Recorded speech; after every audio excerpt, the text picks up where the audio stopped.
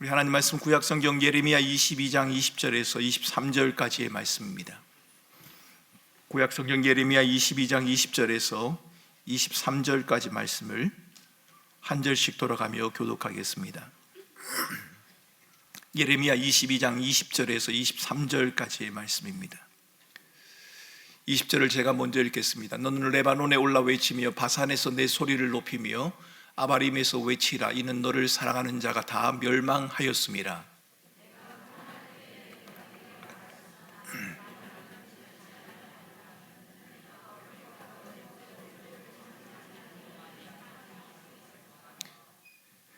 내 목자들은 다 바람에 삼켜질 것이요 너를 사랑하는 자들은 사로잡혀 가리니 그때에 내가 반드시 내 모든 악 때문에 수치와 욕을 당하리라.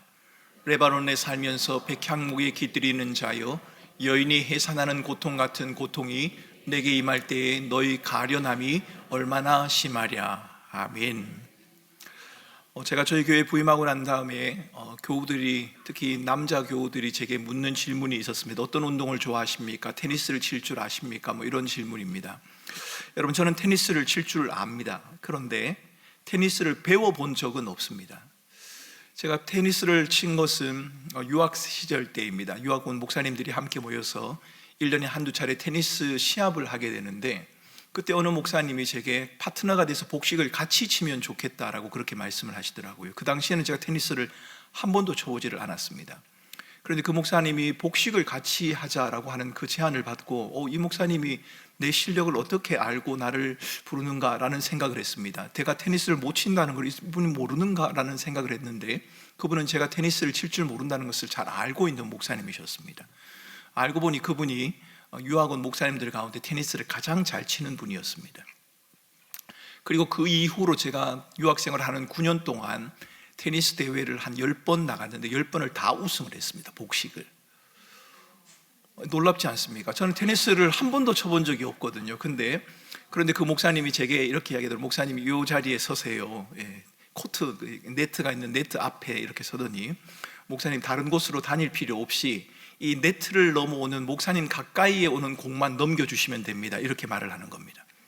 실제 제가 그렇게 했습니다. 가까이에서 오는 공만 이렇게 커트를 해서 넘기는 것만 열심히 했습니다.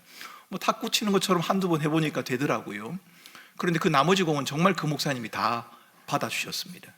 그래서 그 목사님이 저와 함께 파트너가 되면 늘 1등을 해왔습니다. 그런데 어느 날 어느 목사님이 제게 오셔가지고, 목사님 단식을 한번 하죠, 이렇게 말을 하는 겁니다. 1대1로 하자는 겁니다.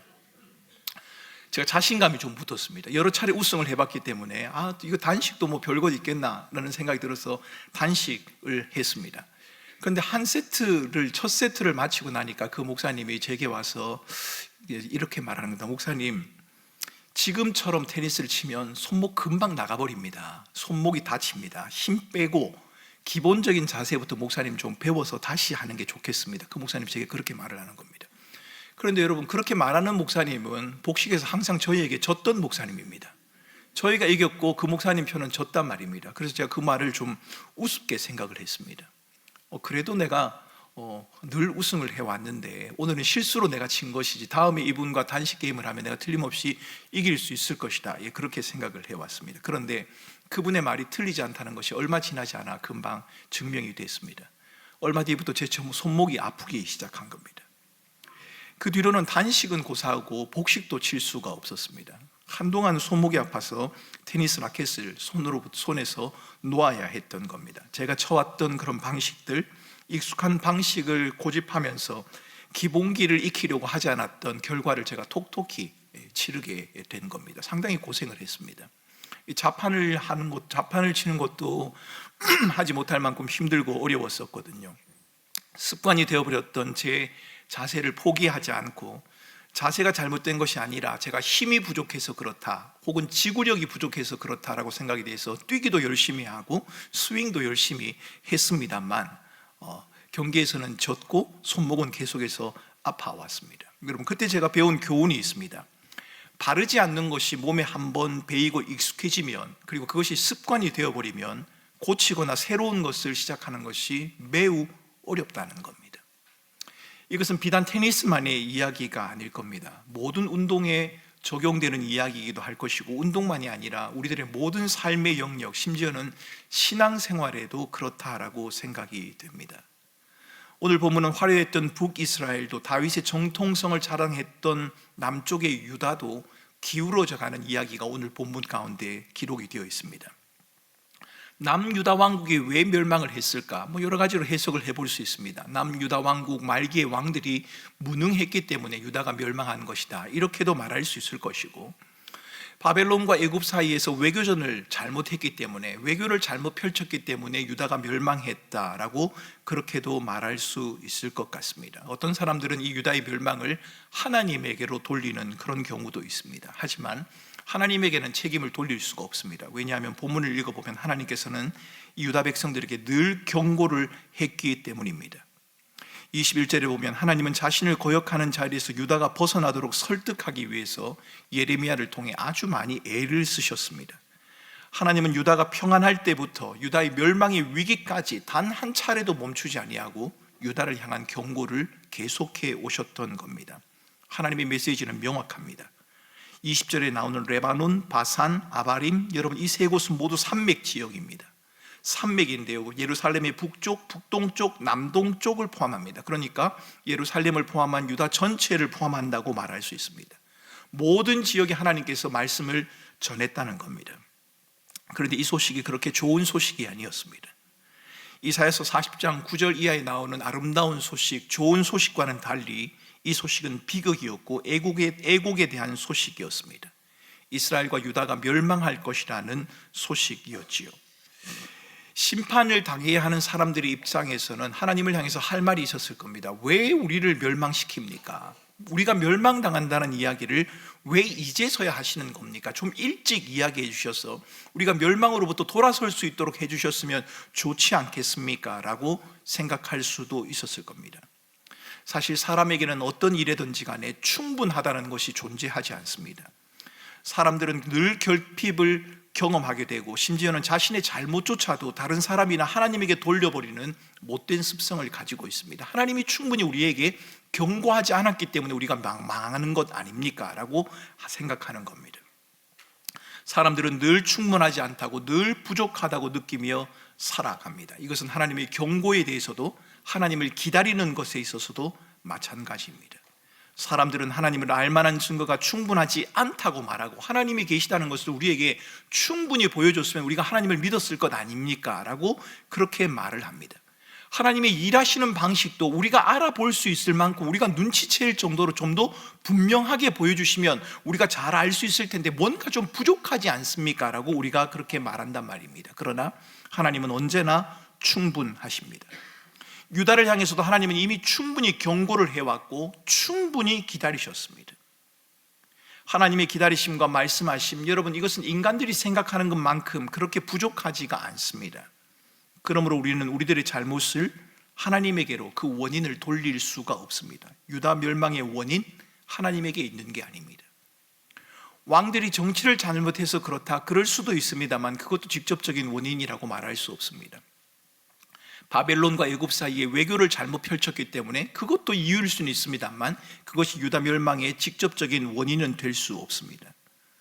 오늘 우리가 읽었던 21절 말씀에 보면 유다 멸망의 원인을 이렇게 말합니다. 내가 평안할 때에 내가 내게 말하였으나 내 말이 나는 듣지 아니하리라 하였나니 내가 어려서부터 내 목소리를 청종하지 아니함이 내 습관이니라, 이렇게 말을 합니다. 여러분, 유다 백성들이 가지고 있는 잘못된 습관 때문에 유다가 멸망을 한 겁니다. 여러분, 제가 잘못된 습관을 가지고 테니스를 치다가 제 손목이 다쳤던 것처럼 유다가 멸망한 원인은 외교의 실패에 있는 것도 아니고 왕이 무능해서 그런 것도 아니고 자신들이 가지고 있는 잘못된 습관 때문에 그렇다는 겁니다. 여러분, 습관 매우 중요합니다. 여러분에게는 어떤 습관이 있으십니까? 아마도 여러분들 모두가 한두 가지 습관은 가지고 계시리라고 생각을 합니다. 저는 테니스를 치면서 습관이 되어버렸던 자세를 고집하고 경기력이 향상되지도, 경기에 이기지도 못하고 결국은 손목에 이상이 생기고 말았습니다. 나쁜 습관 고쳐야 하죠. 좋은 습관 몸에 익혀야 합니다. 생각이 행동을 낳고, 행동이 습관을 낳고, 습관은 성격을 낳고, 성격은 한 사람의 인생을 바꾼다. 여러분, 그런 말이 있습니다. 좋은 습관을 가지면 우리의 인생이 바뀔 수 있다. 아주 좋은 말입니다. 그런 말처럼 반복되는 생각과 행동을 통해서 형성되는 어떤 습관, 여러분 여기에 유념할 필요가 있습니다. 자신도 모르게 반복하다 보니 자기의 습관이 되는 겁니다. 습관이 형성되는 데 있어서 반복이란 것은 매우 중요합니다. 그러나 그렇다고 해서 반복하기만 하면 좋은 습관이 이루어지느냐? 여러분, 그렇지는 않습니다.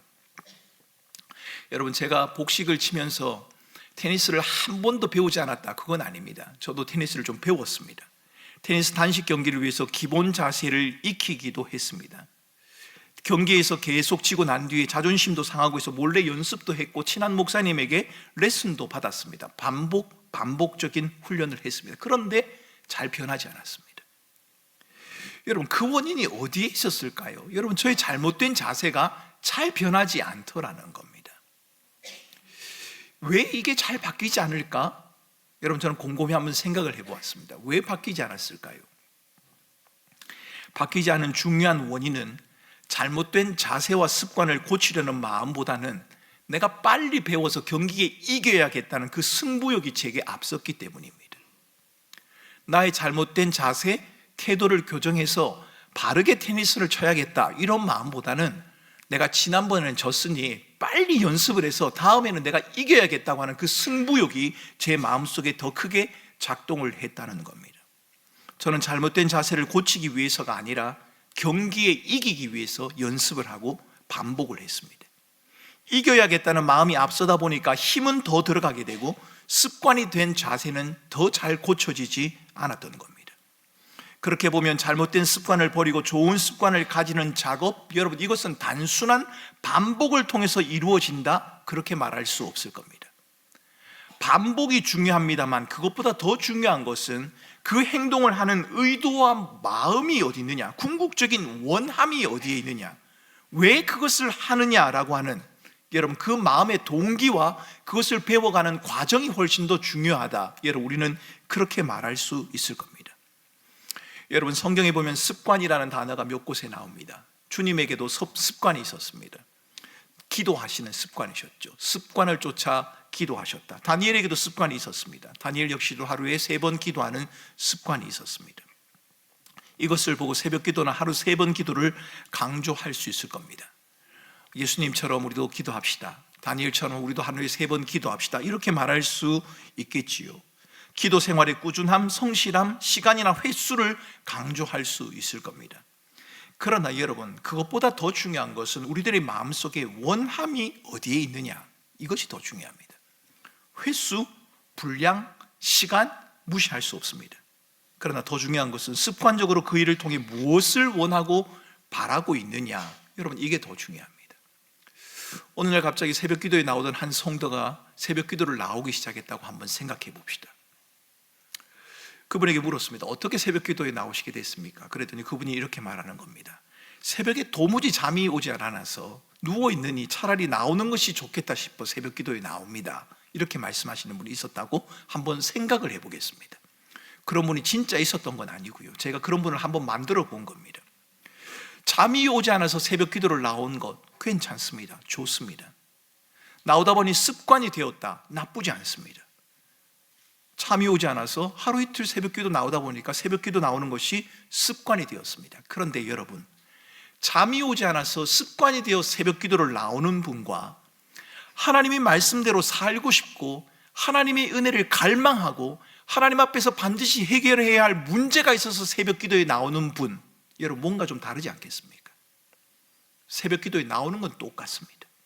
새벽에 잠이 오지 않아서 집에 있느니 교회 가는 게 좋겠다라고 해서 새벽 기도 나온 것도 새벽 기도를 나온 것이고, 하나님의 은혜를 갈망해서 하나님의 도우심이 없이는 하루를 시작할 수 없다는 그 절박감이 있어서 이 문제를 하나님 앞에 반드시 풀고야 말겠다는 그러한 마음의 갈망이 있어서 하나님 앞에 나온 사람, 여러분, 뭔가 다를 거란 말입니다. 뭔가를 꾸준히 반복적으로 습관적으로 하는 것이 필요하지만 믿음 생활의 생명력은 성실함과 열심 그 자체에 있지 않습니다. 여러분, 우리는 신앙생활을 열심히 해야 합니다. 성실히 해야 합니다. 기도도 열심히 해야 하고 찬양도 열심히 해야 하는 게 맞습니다. 그런데 그 자체가 우리가 신앙생활을 잘 하고 있다는 것을 보장해 줄 수는 없습니다. 습관이 가지는 중요한 의미는 어떤 행위의 단순한 반복이나 열심이 아니라 무엇인가를 향한 진실함과 갈급함, 마음의 원함에 있는 겁니다. 이게 정말 좋은 습관이냐 아니냐를 따질 때는 내가 이것을 얼마나 오랫동안 반복하고 있느냐도 중요하겠지만, 그것보다 더 중요한 것은 내가 이것을 왜 하고 있느냐, 무엇을 기대하고 있느냐 하는 것이 더 중요하다는 겁니다. 그런 의미에서 습관은 단순한 행동의 반복의 결과라기보다는 무엇을 원하고 바라느냐는, 바라고 원하는 것을 위해 어떻게 살아가느냐 하는 삶의 방식의 문제라고 할 수 있습니다. 여러분, 오늘 유다가 멸망한 것이 습관 때문에 망했습니다. 습관 때문에 그 나라가 망한 겁니다. 어떤 습관일까요? 특정한 행동을 반복하는 것 때문에 망한 것일까요? 그럴 수도 있을 겁니다. 우상을 섬기는 것들이나 하나님을 노엽게 하는 것들이 계속 반복되었기 때문에 그럴 수도 있을 겁니다. 예레미야 기자는 하나님의 말씀에 귀를 기울이기보다는 자신의 삶에 방식하는 유다의 모습을 이렇게 지적합니다. 내가 어려서부터 내 목소리를 청종하지 아니함이 내 습관이다. 그저 한두 가지 행동이 너의 습관으로 드러나는 것이 아니라 너의 삶 자체가 나로부터 돌아서 있다라고 지금 말하고 있는 겁니다. 한두 가지 행동이 잘못됐다고 말하는 게 아니라 이 유다 백성들의 삶의 방식 자체가, 살아가는 삶의 모습 자체가 잘못되었다는 겁니다. 여러분, 도대체 무엇이 잘못된 것입니까? 유다 백성들의 잘못이 무엇입니까? 유다 왕들이 하나님의 심판과 경고를 담은 예레미야의 메시지에 귀를 기울이지 않는 이유? 왜 그렇게 말을 듣지 않을까? 예레미야와 선지자를 통해서 하나님의 말씀을 전하는데 이 백성들이 왜 귀를 기울이지 않을까? 여러 가지 이유를 생각해 볼 수 있을 겁니다. 현재의 삶에서 누리는 평안, 현실적인 삶에 대한 익숙함, 안도감, 그것도 원인이 될 수 있을 겁니다. 최고급 목재에 있던 백향목으로 지어진 궁전에 살면서 자신의 삶의 만족을 누릴 수 있었기 때문일 수도 있었을 겁니다. 유다는 자기 자신에 대한 신뢰감으로 충만했고 자신들의 그 자신감은 하늘을 찔렀습니다. 하나님의 백성 다윗의 자손으로 부름받았다는 선민 사상 강하게 작용받고 있었습니다. 우리가 하나님으로부터 택함을 받은 백성이다라고 하는, 다른 민족과는 다르다라고 하는 그 마음들이 그들에게는 늘 있었다는 겁니다. 유다는 자신들이 누리는 현실적인 삶에 대한 익숙함, 자기 자신에 대한 자신감을 힘입어서 하나님의 말씀에 귀를 기울이지 않는 것이 이미 그들의 삶의 일부가, 아니 삶의 전부가 되어버렸습니다. 습관이 되었다는 겁니다. 하나님의 말씀을 듣지 않고도 자신의 삶을 충분히 누릴 수 있다고 하는 그 자신감이 그들의 삶을 다스리고 있었습니다. 그러니까 어려서부터 하나님의 목소리를 청종하지 아니함이 내 습관이라 라고 하는 이 말씀은 유다의 잘못된 어떤 행위나 특정한 행동에 대한 지적이 아니라 하나님의 부름을 받은 유다 백성들의 삶이 이방 나라와 조금도 다를 바가 없다는 지적입니다. 하나님을 믿고 섬기는데 하나님의 말씀에 귀를 기울이기보다는 이방 백성들이 자기 자신을 신뢰하고 자기 자신의 소리에 귀를 기울이는 것처럼 유다 백성들이 살아가는 삶의 모습도 똑같다는 겁니다. 하나님께서 거듭 말씀하심에도 불구하고 자신의 욕망에만 충실한 유다의 완고함, 그것을 주님은 지금 너희들의 습관이다라고 그렇게 말하는 겁니다. 결국 이것은 하나님의 말씀보다는 자기중심적인 생각에 기울어지는 우리들의 경향성에 대한 지적이고, 본래부터가 하나님의 말씀에 관심을 두지 않는 인간의 죄성에 대한 지적인 겁니다. 하나님의 말씀에 귀를 기울이기보다는 자기 내면의 소리가 훨씬 더 잘 들립니다. 하나님의 말씀을 의지하기보다는 익숙한 삶의 방식을 따라 살아가는 것이 훨씬 수월하다는 겁니다. 본문에서 이방 나라를 향하여 하나님 나라 백성들의 다름을 보여주어야 할 유다가 하나님의 다름을 보여주기는커녕 이방 나라의 길에 그냥 서서 그들의 삶의 방식을 따라가고 살아가는 것, 여러분, 이것이 전혀 그들에게는 이상하지 않았다는 겁니다. 하나님의 백성인데 하나님의 말씀에 귀를 기울이고 하나님의 말씀을 따라 살아가야 하는데 자신들을 둘러싸고 있는 이방 나라처럼 살아가는 것이 그들이 조금도 어색하지도 이상하지도 않았다는 말입니다. 유다는 이미 이방의 삶에 익숙해져 버렸습니다. 그것이 그들의 삶의 습관이 되어버린 겁니다. 여러분, 우리의 삶의 습관이 그렇지 않습니까? 크고 작은 습관들 말입니다. 왜 그 습관을 잘 못 고치느냐고 하면 나도 모르는 사이 그것이 내게 익숙해져 버렸기 때문입니다. 유다가 지금 그 지경이 되었습니다. 하나님의 말씀에 귀를 기울이지 않고 이방 백성처럼 살아가도 전혀 마음에 부담이 없다는 겁니다. 하나님의 말씀에 귀를 기울이지 않고 익숙한 현실을 따라가는 습관, 그 습관에 젖어 있는 유다의 모습 속에서 저는 하나님의 사랑과 은혜, 도우심을 고백하면서도 현실의 삶에 익숙해져 습관처럼 살아가는 우리들의 모습들을 보게 됩니다. 하나님의 백성은 위대한 일, 탁월함을 꿈꾸며 살아가는 자들이 아니라 하나님께서 자기 백성에게 요구하시는 그 가르침을 따라 살아가는 자여야 하는데, 어느덧 우리의 마음속에는 탁월함을 원하기 시작한다는 겁니다. 유다 백성들이 그랬습니다. 유다 백성들이 다른 것은 다른 나라보다 탁월하거나 강하기 때문에 다른 것이 아니라 하나님의 말씀에 귀를 기울이고 그 가르침을 따라 살아가는 것에서 다름이 있는데, 이 유다 백성들은 이방 백성과 같은 강함과 탁월함을 추구하기 시작한 겁니다. 우리도 그렇지 않습니까? 그리스도인들이 살아가는 삶의 방식의 독특함, 그리스도인들의 삶은 다르다라고 말할 때 무엇을 두고 말하는 겁니까? 일의 규모, 크기, 거기에 있는 게 아니지 않습니까? 그리스도인은 그리스도인이지 않는 사람보다도 더 크고 더 위대하고 더 놀라운 일을 한다? 여러분, 그럴 수도 있지만 그렇지 않는 사람도 많이 있단 말입니다. 그런데 우리는 어느덧 그리스도인이 살아가는 삶의 방식의 독특함은 크기와 규모와 영향력에 있다고 그렇게 믿으며 살아간단 말입니다. 세상의 변화와 혁신을 외치면서도 나 자신의 변화에는 게으른 모습, 그것이 유다의 모습이고 우리들의 모습인 겁니다. 세상의 변화나 혁신을 외치는 것이 잘못이라는 말이 아닙니다. 그리스도인들은 세상의 변화를 위해 살아가야 하는 자가 맞습니다. 당연히 세상의 변화에 관심을 가져야 하는 자입니다. 그러나 먼저 우리 자신이 하나님의 말씀을 따르고 있는지를 살펴야 하는 책임이 우리에게 있는 겁니다.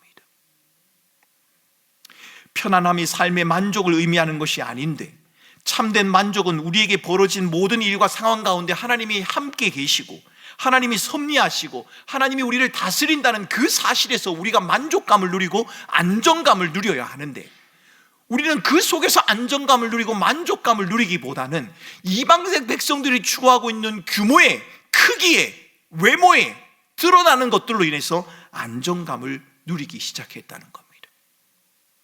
그것이 조금도 이상하지 않습니다. 왜요? 이미 습관이 되어버렸기 때문입니다.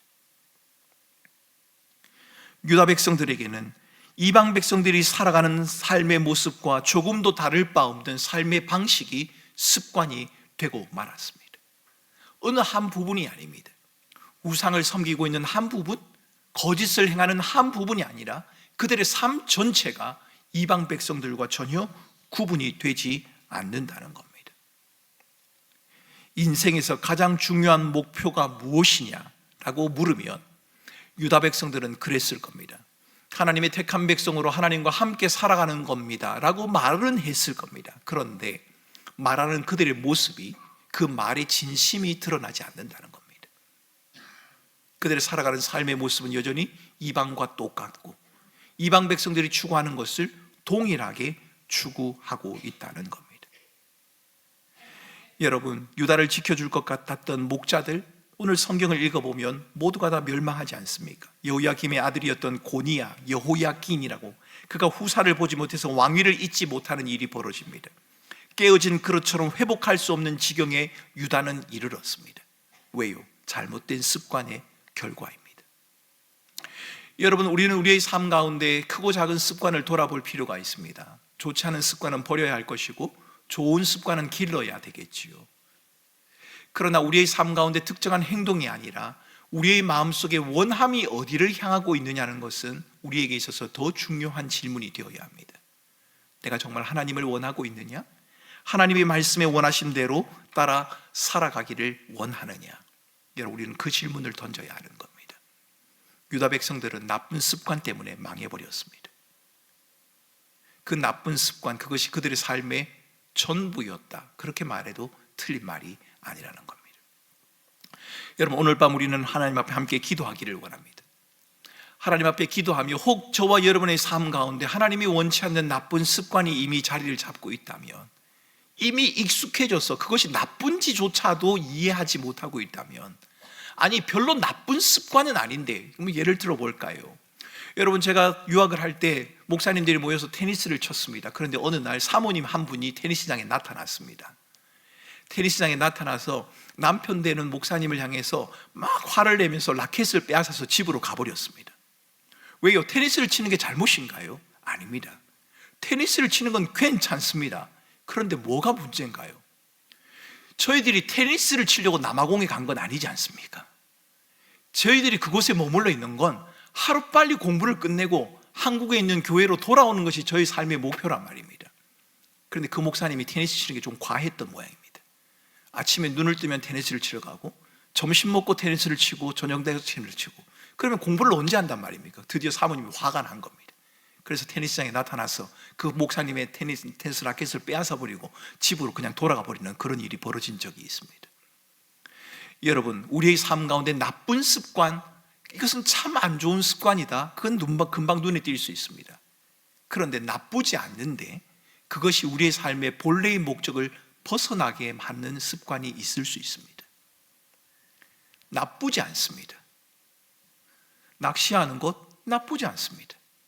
운동하는 것, 취미생활하는 것 나쁘지 않습니다. 그리스도인도 할 수 있습니다. 그런데 여러분, 우리는 우리 자신에게 물어보아야 합니다.